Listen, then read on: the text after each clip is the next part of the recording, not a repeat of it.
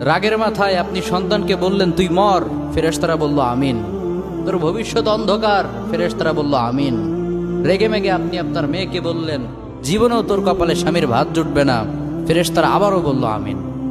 আচ্ছা, আপনি না সেই ব্যক্তি যে তার নিজের জীবনের চাইতেও সন্তানকে বেশি ভালোবাসেন? আপনি না সেই ব্যক্তি যে তার সন্তানের জন্য হাসতে হাসতে নিজের জীবনটাও দিয়ে দিতে পারেন? আপনি না সেই ব্যক্তি যে আল্লাহর কাছে নিজের চাইতেও সন্তানের জন্য বেশি দোয়া করে?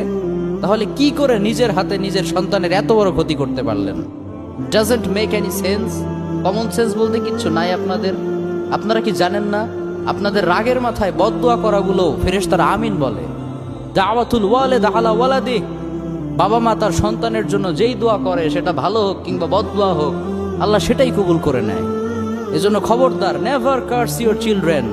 রাগের মাথায় কখনো সন্তানকে অভিশাপ করবেন না। খুব বেশি রাগ উঠে গেলে তার জন্য উল্টা